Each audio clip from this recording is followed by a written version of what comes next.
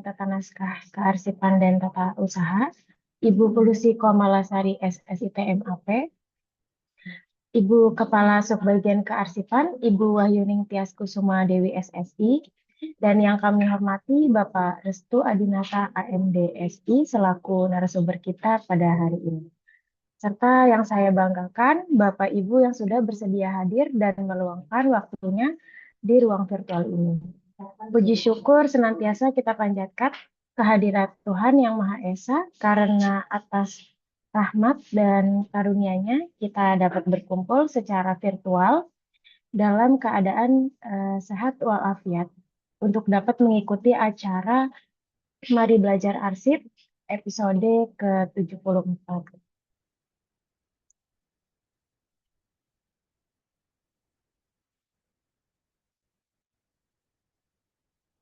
Perkenalkan, saya Gusni Minal Janati yang akan memandu jalan acara kita dari awal hingga akhir nanti.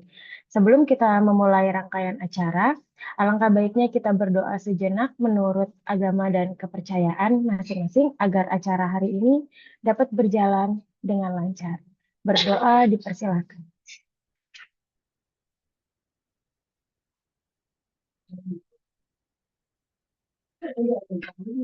Berdoa selesai. Izin mengingatkan kepada Bapak Ibu sekalian bahwa presensi dapat dilakukan mulai saat ini sampai dengan pukul 12 waktu Indonesia Barat dengan kode presensi 2121. Kemudian untuk mendapatkan sertifikat dapat mengikuti evaluasi dan kuis pada pukul 12 sampai dengan 17 waktu Indonesia bagian Barat dengan skor minimal 7 dan kuisnya itu dapat diulang sampai mendapatkan skor 7. Bapak Ibu sekalian, tidak terasa program mabar kita sudah mencapai episode ke-74. Konsistensi ini tentunya demi terus mengupgrade pengetahuan kita semua. Di episode kali ini kita akan membahas sebuah topik yang sangat fundamental dan esensial, yaitu tentang penggunaan arsip pelayanan legalisasi arsip. Nah, melalui materi ini, harapannya kita bisa semakin memahami tata cara pengelolaan arsip yang sesuai standar demi mendukung kelancaran administrasi di unit kerja kita masing-masing.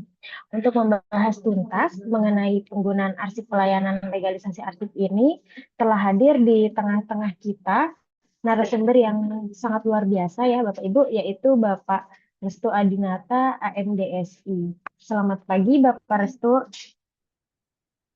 Pagi, Mbak Gusni. Sudah terhubung bersama kami ya Bapak ya. Siap-siap, sudah. Sudah baik, karena narasumber kita sudah siap nih Bapak Ibu, langsung saja kita masuk ke acara inti. Kepada Bapak Restu Adinata, waktu dan layar kami persilahkan. Ya, terima kasih untuk waktunya, Mbak Gusni. Ya, selamat pagi, Bapak Ibu sekalian. Assalamualaikum warahmatullahi wabarakatuh. Salam sehat untuk kita semua.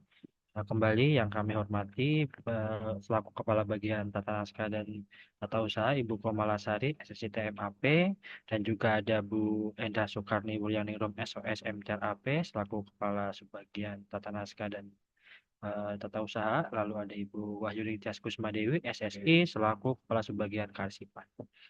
Ya, Bapak Ibu sekalian, untuk materi hari ini kita akan membahas tentang pelayanan legalisasi arsip. Nah, untuk yang sebelumnya, mabar sebelumnya itu kita sudah diperkenalkan oleh Mbak Safira ya di episode 73 itu terkait pengadaan kopi arsip. Nah, jadi pengadaan atau kopi arsip ini dan juga legalisasi itu merupakan satu bagian di pengelolaan arsip bidang.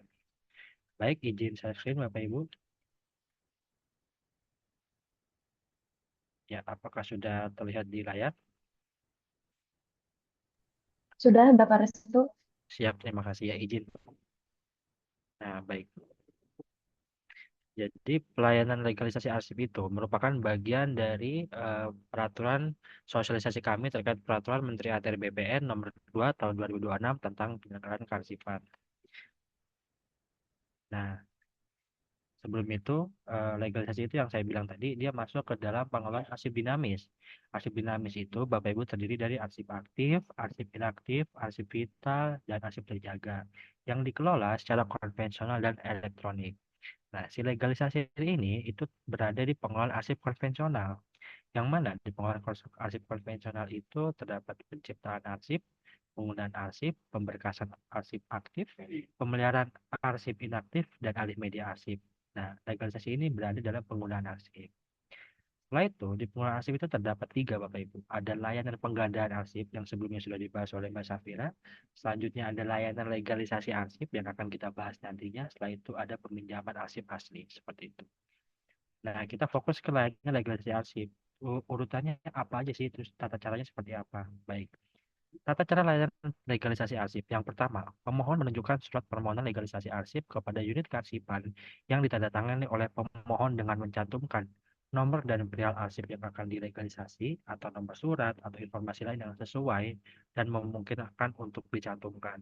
Nah, setelah itu memberikan maksud dan tujuan penggunaan legalisasi arsip. Jadi, legalisasi ini itu digunakan untuk apa? Apakah untuk sebagai bahan bukti untuk persidangan, apakah sebagai alat bukti untuk mungkin perkara atau sengketa yang lain seperti itu. Jadi dicantumkan tujuannya untuk melegalisasi arsip ini tujuannya untuk apa seperti itu karena nantinya itu akan dicantumkan di bagian cap yang tertera di legalisir tersebut seperti itu. Lalu alamat lengkap pemohon untuk proses pengiriman arsip yang telah dilegalisasi serta narhubung. Jadi narhubung atau alamat ini adalah untuk nanti ketika sudah itu kita bisa kirimkan atau mungkin mau diambil langsung di loket seperti itu. Jadi narhubung itu sangatlah penting gitu untuk kita agar nanti pemohon mungkin tidak bolak-balik. Maka dari itu kita harus punya dan kita harus melihat bahwa dia tuh ada narhubung yang bisa dihubungi. Ketika mungkin nanti ada dokumen yang kurang lengkap, atau mungkin nanti akan ada yang ditanyakan lain seperti terkait permohonan yang diterima, itu kita bisa menghubunginya kembali seperti itu. Dan juga alamat lengkap. Ketika mungkin pemohon berada jauh di luar kota atau mungkin tidak memungkinkan untuk diambil langsung di loket, itu kita bisa mengirim proses legalisasi arsip tersebut seperti itu hasil legalisasi tersebut. Lalu setelah itu kopi dokumen yang akan dilegalisasi seperti itu. Selanjutnya, pemohon melampirkan surat kuasa bertanda tangan asli di atas materai atau surat kuasa yang dilegalisasi oleh notaris apabila pemohon dikuasakan. Jadi kalau dikuasakan itu bisa pakai notaris yang bermaterai seperti itu. Selanjutnya yang ketiga, pemohon melampirkan kopi identitas atau KTP atau kartu izin terbatas seperti itu Bapak Ibu. Tes. Ya.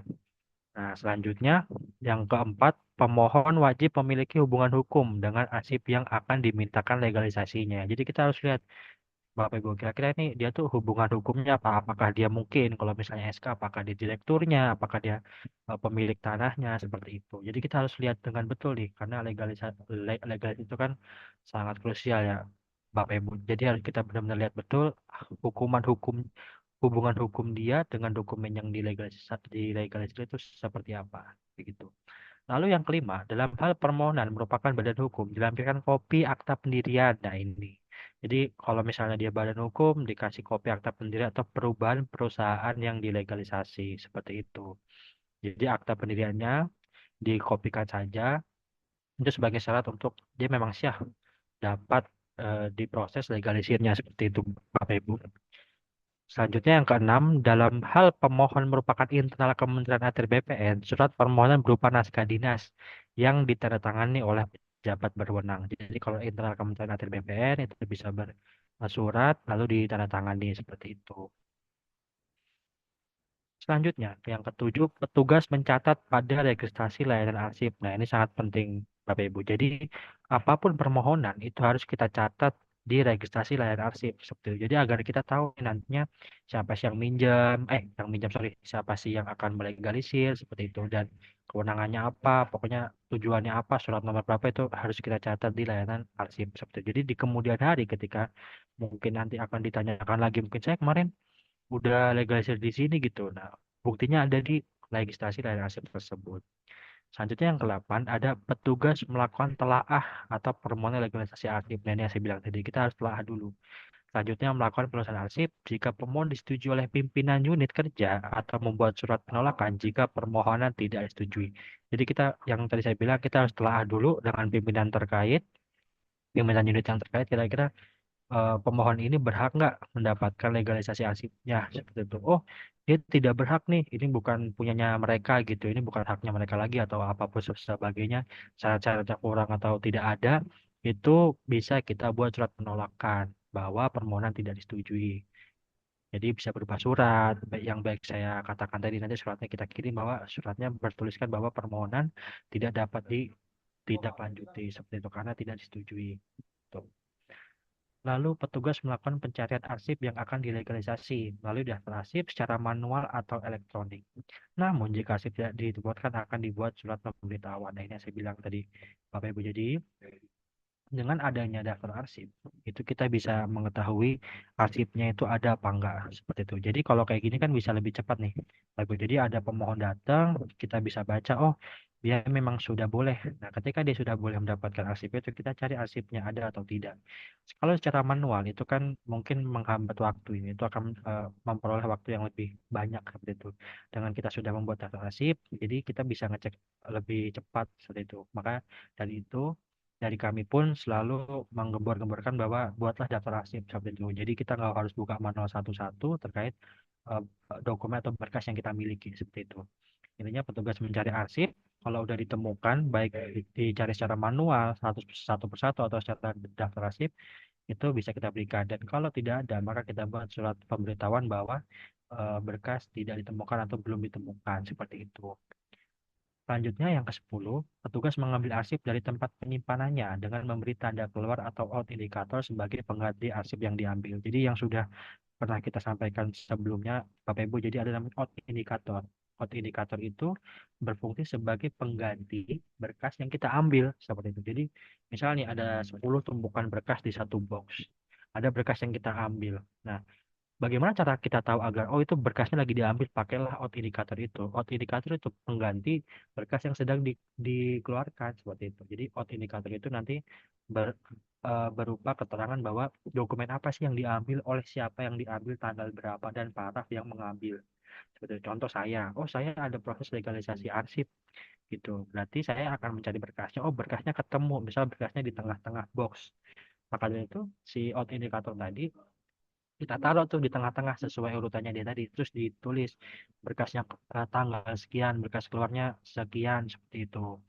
Mas misal eh, kita ngambil berkas lagi di box yang sama, oh ya udah ditulis lagi nanti di dalam satu box itu ada berapa berkas yang keluar seperti dan diambil oleh siapa. Nah itu nanti memudahkan agar tidak ada tunjuk-tunjukkan kemarin siapa yang ngambil, kemarin siapa yang ngambil, karena sudah tertera ada parafnya seperti itu. Mungkin Bapak Ibu sudah familiar dengan bentuknya seperti itu. Itu yang dinamakan adalah out indikator seperti itu. Selanjutnya, Ya, udah langsung.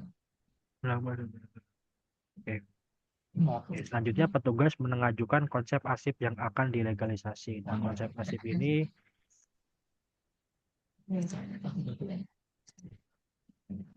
ya, Yang selanjutnya petugas mengajukan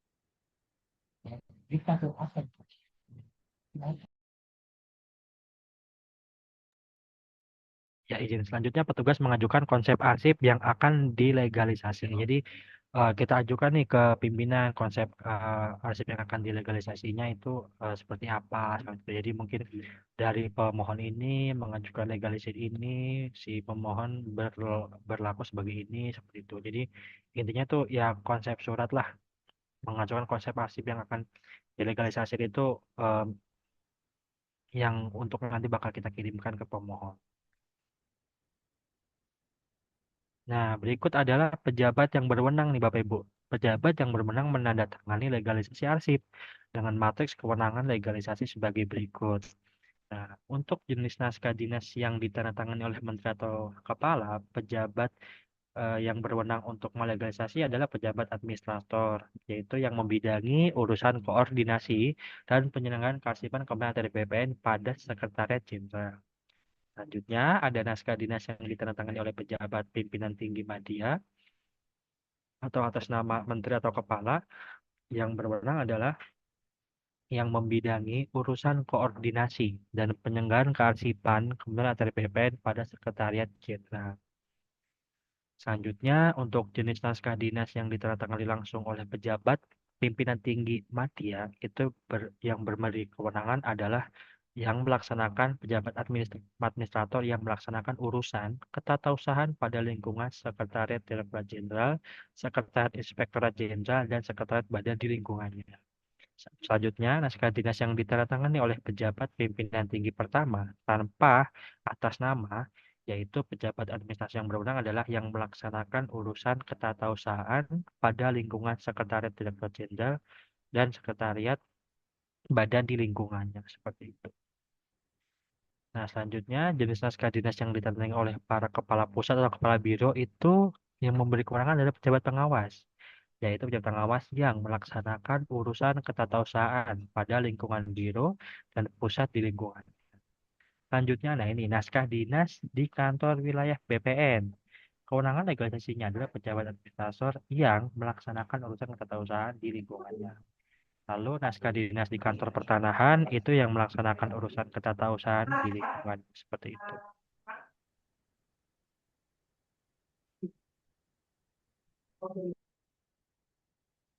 Ya, selanjutnya petugas memberikan nomor legalisasi. Nah, jadi ketika semua tahap tadi sudah kita lakukan, sudah dicari arsipnya, kita juga sudah membuat konsep surat arsipnya juga, lalu kita berikan nomor legalisasi. Nanti akan di akhir akan saya beri contoh nomor legalisasi itu tertera di mana. Jadi nomor legalisasi itu beda seperti nomor surat yang kita balaskan. Yang kita balaskan kan misal nomor surat itu kan nomor surat yang kita balas untuk pemohon. Jadi itu ya surat keluarnya kita lah itu nomor yang berbeda dengan nomor legalisasi. Jadi nomor legalisasi ya nomor legalisir itu sendiri gitu.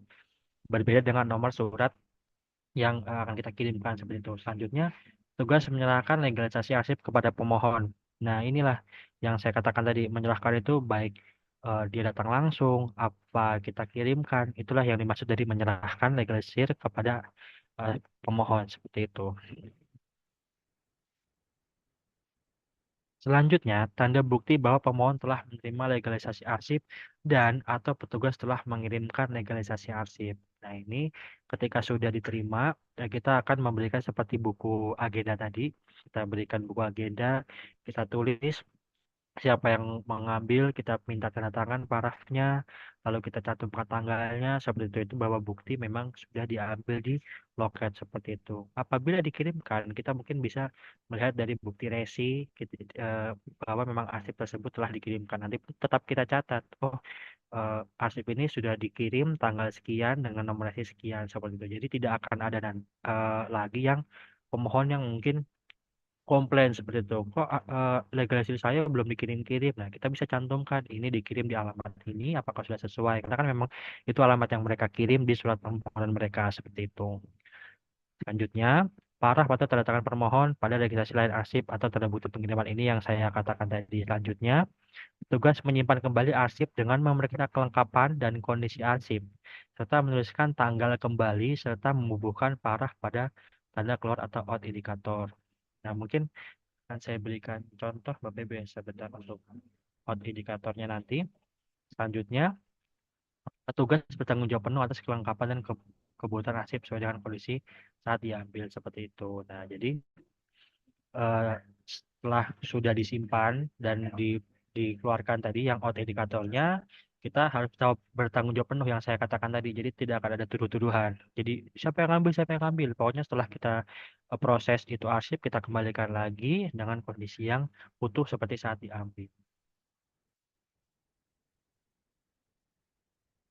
Nah, ini contoh legalisir arsipnya. Bapak Ibu, kita bisa lihat di sini. Ini ada yang saya katakan tadi, dipergunakan untuk apa? Fotokopi sesuai dengan asli dipergunakan untuk alat bukti. Nah, ini adalah nomor, ada nomor dan tanggal. Ini ada nomor legalisir yang saya katakan tadi, bukan nomor surat. Nah, jadi nomor ini nanti diberi nomor, lalu tanggal berapa nih si legalisir ini diperuntukkan, lalu setelah itu ditanda tangan. Setelah ditanda tangan, jangan lupa diberi cap seperti itu. Lalu untuk halaman-halaman yang sebelumnya kita beri cap di pinggirnya seperti ini. Setelah itu legalisir bisa dipergunakan seperti itu. Mungkin sebelum ditutup saya ingin mencontohkan contoh out indikator ya Bapak Ibu, mungkin izin saya izin stop share screen sebentar.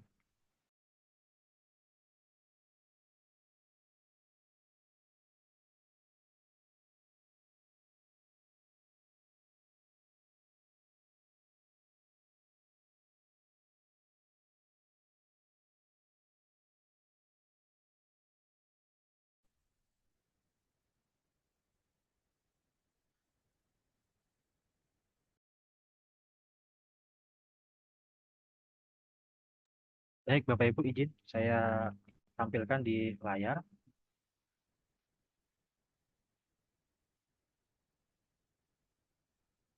Ya, ini mungkin jika terlihat Bapak Ibu, ini adalah contoh out indikator.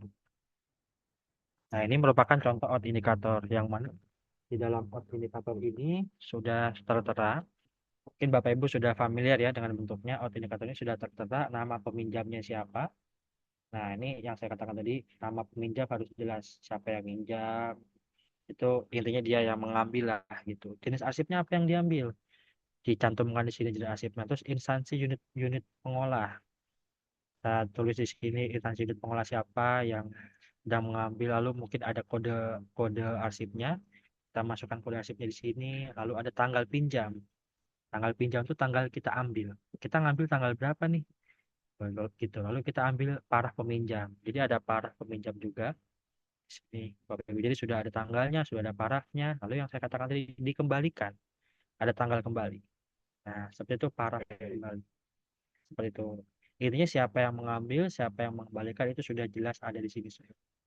SK-nya apa yang diambil, siapa yang ambil, dan siapa yang mengembalikan, semua jelas. Seperti itu, Bapak Ibu. Jadi ini meminimalisir adanya arsip yang terselip atau hilang. Jadi, karena ketika kita buka box arsip, itu akan ada out indikator ini. Gitu. Jadi di box arsip itu kan kalau misalnya mungkin nggak ada ini, kita kadang nggak tahu nih arsip apa yang diambil, lalu arsip apa yang mungkin terselip atau hilang. Dengan adanya out indikator ini, kita bisa lebih mengelola arsip kita dengan baik, mengelola penyimpanannya dengan baik seperti itu. Nah, ini terus dicantumkan 1, 2, 3 kalau memang banyak terus seperti itu. Nanti kalau ini sudah habis dimasukkan lagi dan terus berlanjut sampai ini nanti mungkin bisa menjadi riwayat lah bahwa memang arsip ini tuh sedang digunakan dan telah selesai seperti itu. Oke.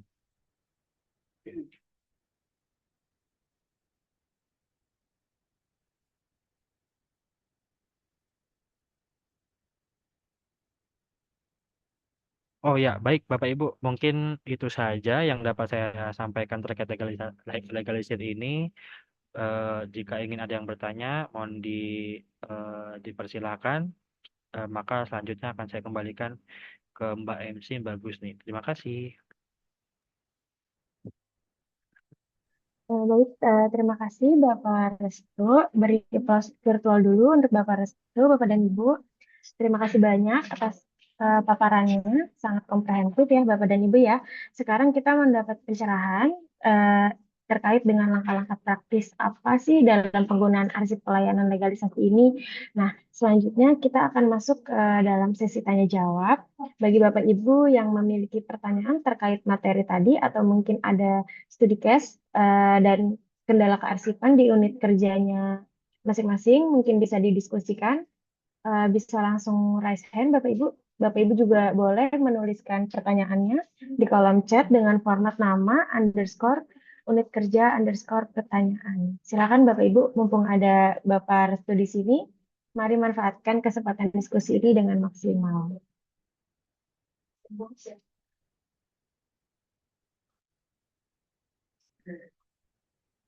Baik, izin Bapak Restu, ini ada pertanyaan dari Bapak atau Ibu Cahyo ya dari Temanggung.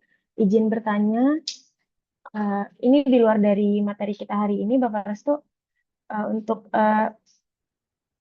melayani permohonan legalisir fotokopi sertifikat dan surat ukur dengan alasan diminta dari calon pembeli, apabila memang diperbolehkan, bagaimana prosedurnya? Silakan Bapak Restu. Ya, izin menjawab Pak Cahyo Temanggung ini mungkin agak teknis ya pertanyaan, cuman mungkin saya coba menjawab.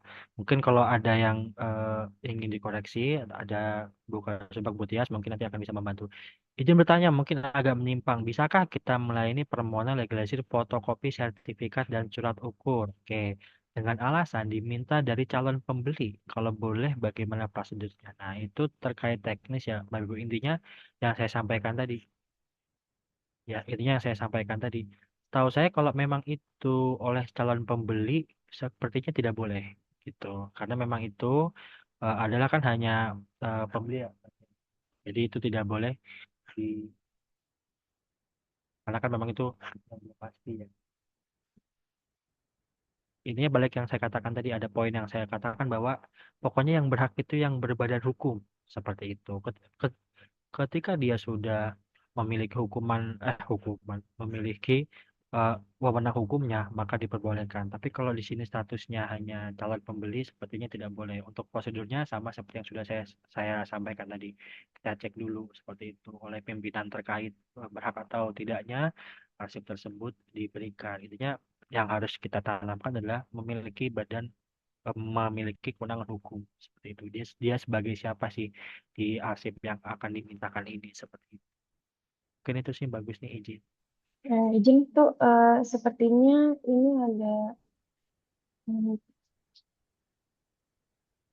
timpalan kembali ya dari Pak Cahyo. Jadi yang membawa fotokopi sertifikat itu adalah pemilik Milik tanahnya, tanah. Mas Restu. Nah, Oke. kalau kayak gitu bagaimana?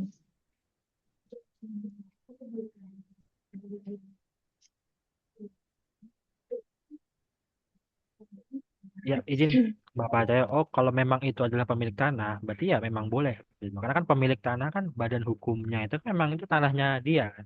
Nah itu berarti dia memang memiliki kewenangan untuk ya meminta legalisasi itu. Balik lagi kalau memang itu punyanya dia sebagai pemilik, berarti boleh seperti itu.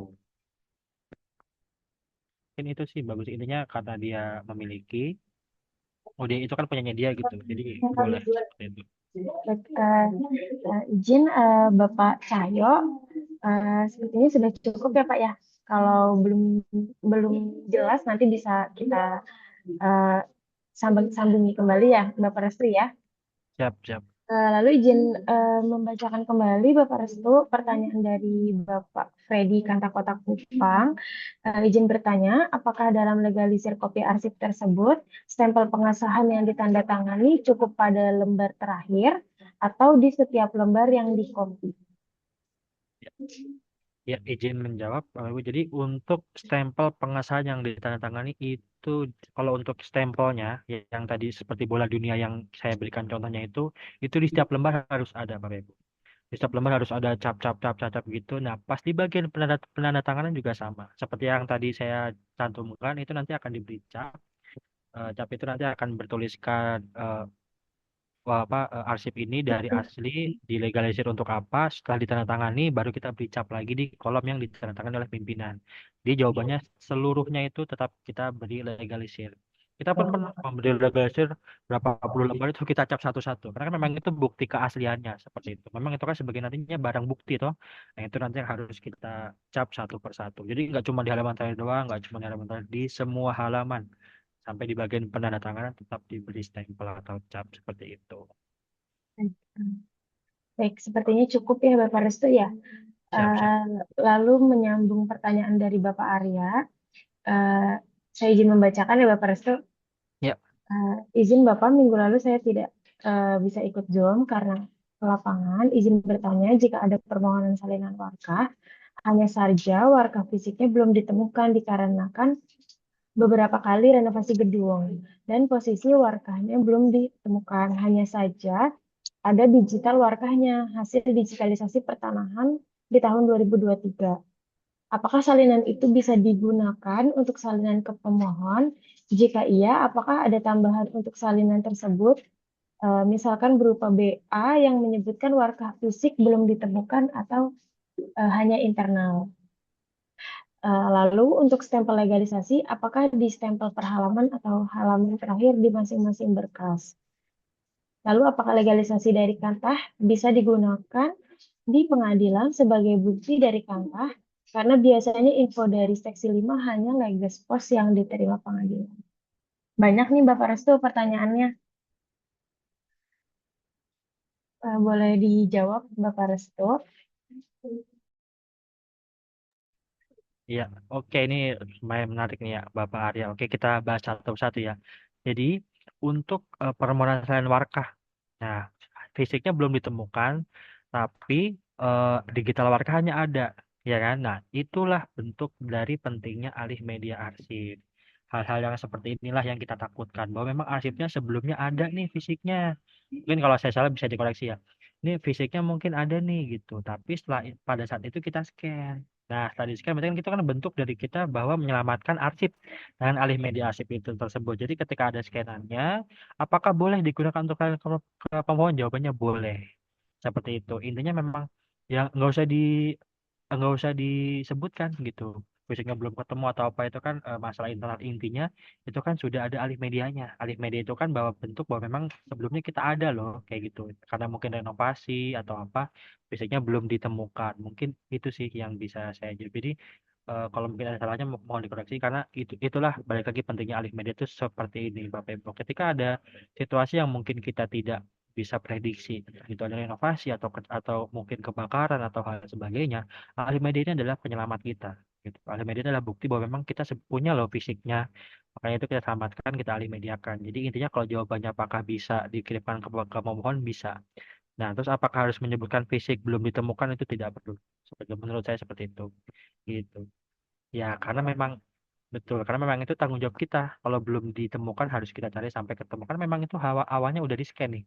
Gitu, berarti mungkin terselip atau mungkin karena tadi dikatakan ada renovasi gedung beberapa kali, jadi mungkin tersimpan di mana seperti itu. Yang penting scannya sudah ada dan itu berhak untuk diberikan ke pemohon. Setelah itu untuk stempel legalisasi tadi sudah saya sampaikan di setiap lembar kita harus cap itu setelah itu pokoknya semuanya kita cap. Habis itu apakah bisa digunakan ke pengadilan sebagai bukti dari kantah karena biasanya info dari seksi 5 hanya legis pos yang diterima di pengadilan. Ya, betul. Kalau di pengadilan sejauh ini saya juga melihatnya itu yang bisa diterima itu hanya legalisasi dari pos seperti itu. Jadi legalisasi ini mungkin digunakan untuk sebagai yang non pengadilan ya mungkin ya Bapak Ibu intinya kalau pengadilan itu tetap sejauh ini masih kewenangan dari pengadilan adalah legalisir yang diterima adalah legalisir yang dari kantor pos seperti itu mungkin itu Bapak Ibu yang bisa saya sampaikan Pak Arya terima kasih izin bagus nih Ya, terima kasih Bapak Restu. ya Eh, izin membacakan pertanyaan lagi ya Bapak Restu dari kolom chat. Ini dari ya Kantah Sungai Penuh, izin bertanya untuk arsip yang sudah dicatatkan keluar untuk keperluan sidang, apakah perlu untuk legalisir arsip tersebut atau tidak? ya. Oke, untuk arsip yang sudah catatan keluar dan diperlukan sidang, apakah perlu untuk legalisasi arsip tersebut? Oke. Jadi arsip sudah dicatatkan keluar untuk arsip, apakah perlu untuk dilegalisasi? Lalu ini, ya.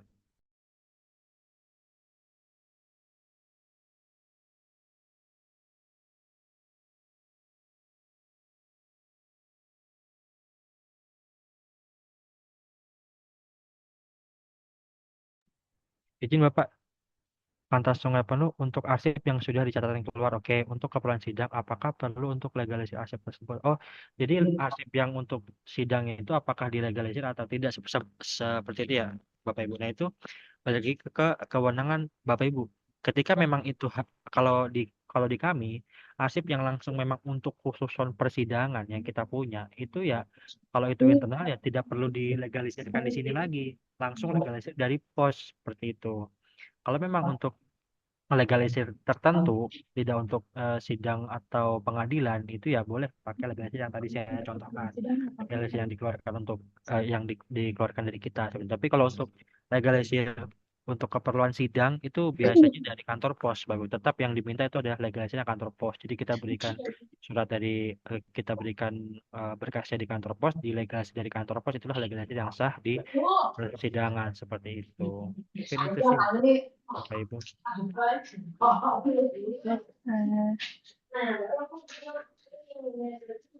Izin Bapak Ibu dari Kantah Sungai Penuh, jika memang pertanyaannya tidak sesuai dengan yang dijawab Mas Resto, ini karena Iya, kita ambil kesimpulan sendiri ya Mas ya. betul. Sebenarnya apa arsip yang dicatatkan keluar itu maksudnya seperti apa gitu? Apakah arsipnya memang dibawa ke pengadilan atau arsipnya keluar dari penyimpanannya gitu ya Mas Resto ya?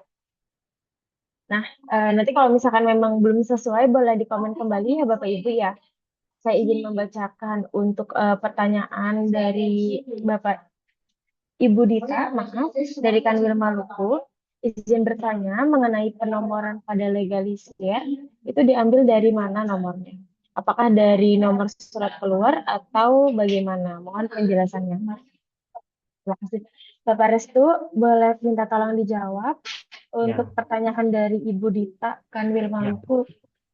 Izin bertanya mengenai pennomor barang itu diambil dari mana, apakah dari nomor surat atau nah. Ini bukan dari nomor surat keluar baru. Jadi itu memang khusus nomor dari legalisir itu sendiri.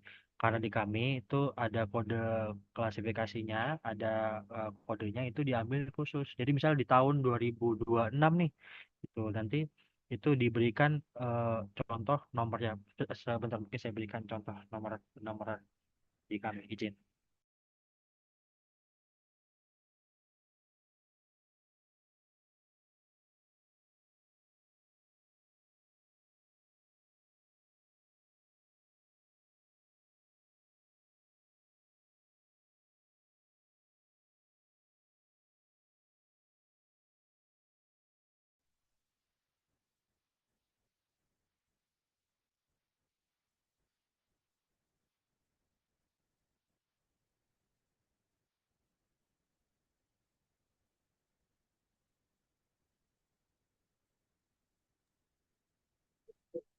Ya, baik belum.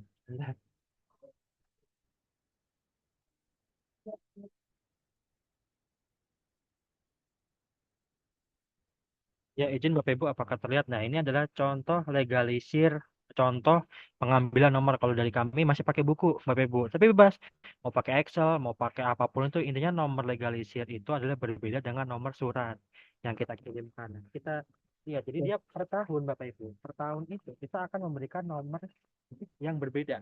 Misal di tahun ini udah dari satu, nomor satunya dari satu lagi, tidak berlanjut dari tahun untuk enggak. Kita ambil contoh misalnya di tahun 2023. Nah, ini kita buka lembaran baru 2023.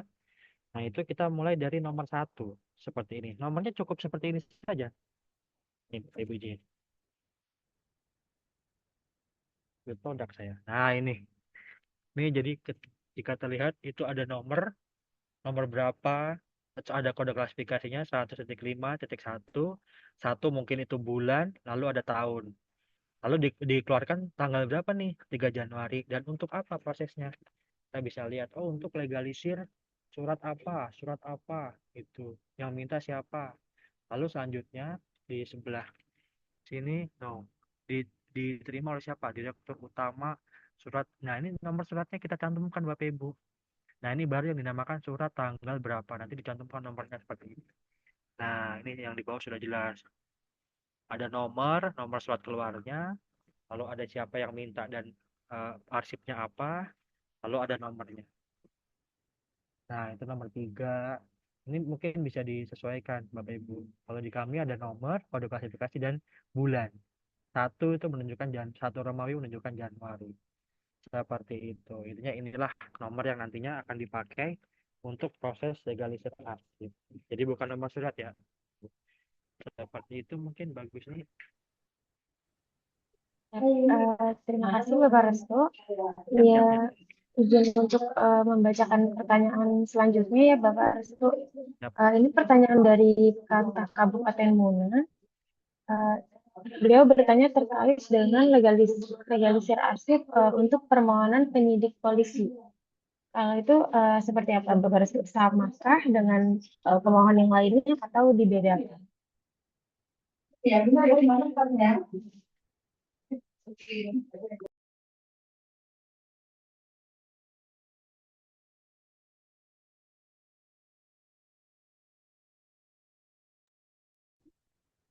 Kalau legalisasi, intinya sama saja Pak Ibu. Legalisasi arsip itu mau permohonan penyidik polisi, mau siapapun itu, intinya berhak-berhak saja selama dia berwenang seperti itu. Mungkin itu saja sih, mau dia penyidiknya siapapun, pokoknya siapapun yang minta, mau penyidik polisi, pasti kan yang tadi saya katakan maksud tujuannya apa sih, kayak gitu. Terus kita lihat dulu dia sebagai apa sih dalam legalisir ini, apakah dia memiliki atau berhak, itu kan arahan pimpinan ya, itu pimpinan yang lebih paham seperti itu. Ini badan hukumnya seperti apa itu, intinya siapapun pemohonnya, selama dia tadi yang saya sebutkan syarat-syaratnya itu sudah memenuhi, itu boleh-boleh saja, sah-sah saja seperti itu.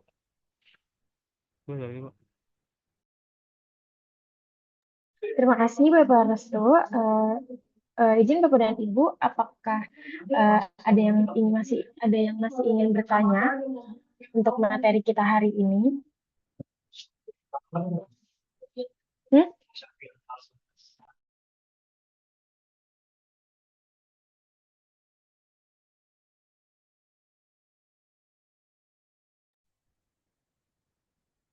Eh, izin izin membacakan kembali Bapak Restu Ya, pertanyaan dari Ibu Syarifah Kalbar. Izin bertanya, jika arsip tidak ditemukan, berapa lama batas waktu penelusuran yang ideal sebelum kita menginformasikan kepada pemohon bahwa arsip tersebut tidak ditemukan? Mohon oke. dijawab Bapak Restu. Izin menjawab, mungkin kalau untuk idealnya itu di masing-masing satker ya Bapak Ibu. Kalau di kami itu bisa 3 sampai 7 hari itu paling maksimal. Nah, makanya dari itu selalu kan kita sampaikan itu buatlah daftar arsip agar mempercepat proses-proses yang seperti ini. Proses layanan, mungkin proses kita temu kembali arsip, kayak gitu. Jadi intinya untuk ini saya mohon maaf tidak bisa menjawab karena itu baik lagi ke kebijakan satker masing-masing. Ada satker yang sudah dikelola dengan baik arsipnya, maka bisa lebih cepat juga. Ada yang masih berantakan Mas, dan arsipnya masih belum jelas tempat tempat penyimpanan kita masih di gudang atau di mana atau di tempat manapun itu berarti kan membutuhkan waktu yang lama. Seperti itu. Jadi kalau untuk ditanya batas waktunya sebelum menginformasikan itu tergantung kondisi lapangan satker Bapak Ibu sekalian. Seperti itu. Semakin baik pengelolaannya, semakin cepat kita bisa memproses permohonan. Karena kalau memang belum eh, memberkas atau belum terkelola dengan baik, maka akan membutuhkan waktu yang lebih lama juga. Karena balik lagi, Bapak Ibu pemohon kan pasti pengennya cepat, pasti pengennya dilayani dengan baik. Gitu. Maka dari itulah, itu gunanya kita untuk mengelola pengelolaan arsip kita yang sekarang seperti itu. Mungkin itu sih izin bagusnya untuk pertanyaan tersebut. Sepertinya cukup ya Bapak Ya, Restu untuk pertanyaan dari Ibu Syarifah. Saya izin membacakan kembali pertanyaan dari Bapak Freddy Katah Kotak Kupang nih, Bapak Restu. Izin bertanya, sesuai penjelasan tadi, untuk peminjaman dari internal harus menggunakan nota dinas. Nah, pertanyaannya, bagaimana dengan peminjaman buku tanah yang dibutuhkan untuk keperluan pelayanan permohonan? Mengingat permohonan tersebut merupakan permohonan lantas atau layanan prioritas dengan jangka waktu setuju. 7 hari. Nah, jika seperti itu, bagaimana, Bapak Restu? Ya, coba saya izin bagusnya. Coba kita pahami kembali. Coba tadi nota dinar, oke. Yang Bagaimana dengan peminjaman buku tanah yang diperlukan untuk pelayanan permohonan? Mengingat permohonan tersebut melakukan perlantas layan protes dengan jangka waktu 7 hari. Jadi yang dipinjamkan ini buku tanah seperti itu ya. Jadi yang dilegalisir itu mungkin legalisir buku tanah untuk pelayanan permohonan. Oke. Bentar.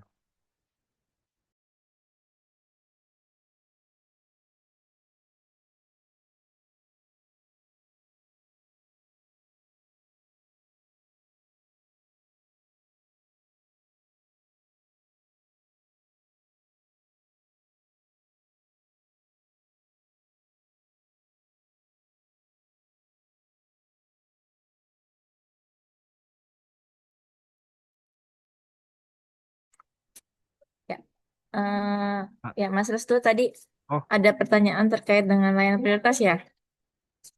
Kalau memang di kami Bapak Ibu untuk di pusat itu kan sebenarnya layanan yang memang kita sesuaikan dengan SOP. Jadi kita nanti Bapak Ibu sekalian silakan nanti membuat SOP ditangani oleh kepala kantor pertanian masing-masing untuk sebagai kepala Inkarsipan 3 ya. Lalu ditandatangan ada juga yang ditandatangan sebagai unit Karsipan 2 kepala kantor wilayahnya nanti silakan menyesuaikan. Di situ kami memiliki SOP tentang penggunaan arsip. Dalam hal ini ada legalisasi sendiri, lalu ada penggandaan dan ada peminjaman dan kami menyesuaikan tenggang waktu yang nanti ada di SOP. Nanti untuk SOP nanti coba kami share, tapi SOP sendiri saat ini masih kumpulan SOP ya Bapak Ibu masih ada di Biro Biro Ortala. Ini sedang diramu untuk masing-masing unit eselon 1. Di situ kami sesuaikan karena ada tenggang waktu masing-masing. Jadi untuk layanan biasa ini berbeda dengan layanan prioritas tentunya ya Bapak Ibu yang ada di kantor pertanahan karena layanan prioritas yang saya juga memang eh, belum pernah mengalami bekerja di kantor pertanahan. Kalau tidak salah itu layanan yang memang memerlukan waktu dalam hitungan detik ya, atau menit ya gitu ya. Kalau kita ini sendiri memang penyelesaiannya harus butuh telahan dan tidak terburu-buru gitu, karena memang disesuaikan dengan layanan masing-masing yang ada di kantor kita masing-masing gitu ya Bapak Ibu. Nah, untuk layanan yang prioritas, kalau menurut saya tidak apa-apa tidak menggunakan nota dinas, namun ada sistem pencatatan tersendiri sehingga nanti tidak ada yang hilang informasi terhadap keluar masuknya arsip tersebut. Pencatatannya seperti apa? Mungkin bisa dibuatkan pencatatan melalui spreadsheet ya.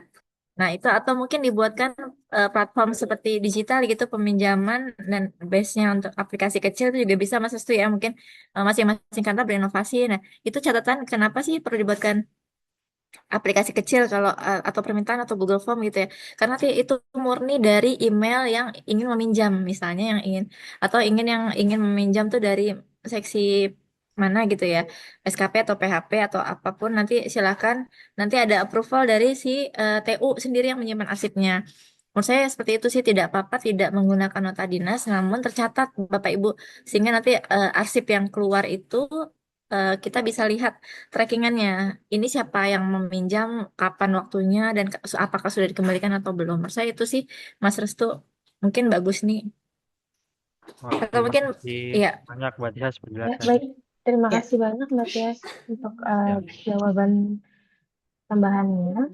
Eh, kita kembali lagi ya, Bapak Restu, ke pertanyaan selanjutnya. Ini dari Kantah Kota Cirebon. Izin bertanya, jika legalisir warka harus menggunakan cap basah atau bisa dengan barcode atau bisa dengan barcode dengan tulisan karena banyak. Nah, ini contohnya ada di kolom chat ya Bapak Restu. ya, Mungkin Bapak siap. Restu bisa lihat.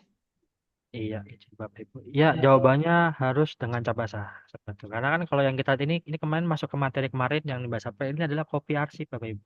Kopi arsip berbeda dengan legalisasi arsip. Kalau dari segi hukum lebih tinggi legalisir ya dari kopi. Karena kopi kan kalau ini kita scan, dia adalah salinan kopi. Tapi kalau legalisir itu kan ditandatangani. Makanya yang saya bilang tadi, apakah semua harus semuanya? Pokoknya semuanya mau berapa lembar pun itu kita tetap cap menggunakan cap basah. Karena memang itu bukti ketentuan hukumnya, Bapak Ibu seperti itu. Karena kan memang kalau ini kan kopi, jadi kita bisa print tuh karena kan memang hanya kopi arsip gitu atau penggandaan yang kemarin mungkin sudah disampaikan Mbak Safira di 15 sebelumnya. Bapak Ibu mungkin yang belum atau belum kemarin belum sempat menyaksikan bisa dicek di channel YouTube Biro Umum Bapak Ibu atau BPSDM. Itu kemarin kita juga sudah membahas tentang kopi arsip ini. Barcode ini digunakan untuk apa? Semuanya tuh ada di sini seperti itu. Intinya jawabannya harus tetap dengan cap basah satu persatu, mau tidak mau seperti itu Bapak Ibu izin. Seperti itu ya Bapak Ibu penjelasan dari Bapak Restu. Sepertinya cukup ya Bapak Ibu ya. Saya izin untuk membacakan kembali pertanyaan selanjutnya.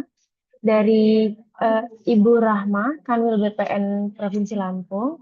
Izin bertanya, apabila warka yang dikeluarkan itu bukan dari produk kita, apakah boleh kita legalisasi? Karena kami di Kanwil ada warkah yang hibah dari pemerintah daerah. Iya, siap. Izin menjawab bagusin. Nah, ini menarik Bapak Ibu. Apakah semua warkah yang harus kita cap, Mas? Itu yang boleh dicap tuh yang apa? Yang boleh dicap adalah yang milik kita, milik BPN. Seperti itu. Misal, di kami pernah nih ada permohonan legalisir SK sekian beserta warkah seperti itu. Nah, itu warkahnya kan tidak semua tuh milik kita. Jadi ada yang kayak mungkin surat-surat dari PT atau apapun itu tidak berhak kita berikan legalisir Bapak Ibu. Intinya sesuai yang tabel yang tadi saya kirimkan itulah wewenang-wewenang yang memberikan legalisir. Lalu gimana Mas kalau ada pemohon minta warkah tapi itu pengen dilegis, apakah kita legis? Kita bisa menyelamatkannya dengan kopi arsip. Nah itu baru boleh pakai barcode Bapak Ibu. Jadi sisanya nggak bisa dilegalisir itu kita berikan tetap salinan kopinya. Tapi dengan barcode atau watermark yang tadi sudah diberikan seperti itu. Jadi nggak semuanya kita cap. Walaupun bukan punya kita, punya PT, dicap aja kita ya nggak bisa. Kita tidak berwenang untuk mengecap itu. Seperti itu yang kita cap adalah produk milik kita pribadi. Milik kita pribadi, milik milik kami lah gitu, milik kita seperti itu. Jadi intinya tidak boleh, walaupun itu hibah, bukan punya kita tidak boleh diberikan cap. Tapi kalau memang dia minta seluruh warkahnya, ya kita tetap berikan, tapi tidak kita legalisir, tapi kita copy arsip saja dengan membubuhkan watermark serta barcode yang tadi terima kasih sudah diberikan contohnya lagi oleh kantor kota Cirebon seperti itu. Bahkan tadi barcode itu sebenarnya kalau di scan bisa dicek Bapak Ibu itu barcode-nya nanti berisi permohonan siapa, nomor surat apa gitu. Maka dari itu kalau mau di callback lagi boleh deh mampir ke YouTube Biro Umum, lihat ke yang episode sebelumnya itu membahas kopi arsip. Karena kopi dan legacy ini hampir mirip-mirip gitu. Tergantung kegunaan untuk apa. Oke, seperti itu sih itu bagusnya.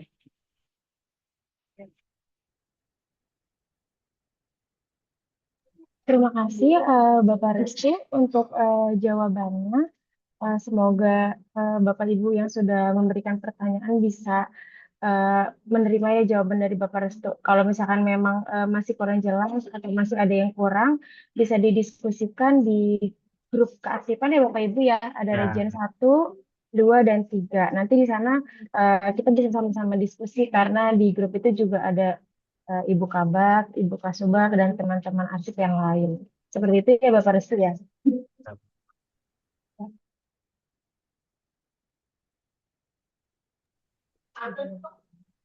Belum Mbak, tutup dulu Mbak. Wah, diskusi yang sangat seru dan antusiasme dari Bapak Ibu di episode ke-74 ini sungguh luar biasa ya. Namun karena keterbatasan waktu, dengan berat hati kita harus mengakhiri sesi tanya jawab pada hari ini. Sekali lagi terima kasih kepada Bapak Restu atas ilmu berharganya. Terima kasih kepada Ibu Kepala Bagian Tata Naskah Kearsipan dan Tata Usaha. Dan pastinya apresiasi setinggi-tingginya untuk seluruh Bapak Ibu yang sudah aktif berpartisipasi ya. Sebelum kita benar-benar berpisah, mari kita abadikan momen kebersamaan ini. Kepada Bapak Ibu, dimohon untuk mengaktifkan kameranya sejenak dan berikan senyum terbaiknya. Saya akan hitung. 1, 2, 3. Sekali lagi. 1, 2, 3. Izin mengingatkan kepada Bapak Ibu sekalian bahwa prasensi dapat dilakukan mulai saat ini sampai dengan pukul 12 waktu Indonesia Barat dengan kode prasensi 2121. Kemudian untuk mendapatkan sertifikat dapat mengisi evaluasi dan kuis pada pukul 12 sampai dengan 17 waktu Indonesia bagian Barat dengan skor minimal 7. Dan kuis dapat diulang kembali sampai mendapatkan skor 7.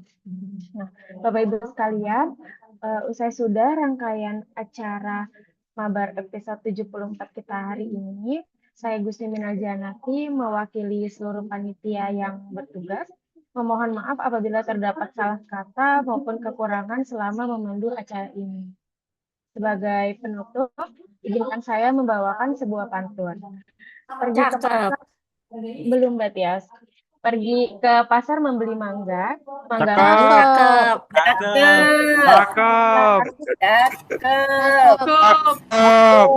Ya, terima kasih. Dengan berharga agar sejarah tidak hilang. Bunga Cakep. mawar bunga melati harmoninya di Taman Cakep. Kota. Saya Gusni Minal Janati pamit undur diri dari hadapan Anda. Cakep. Terima kasih Mbak Gusni.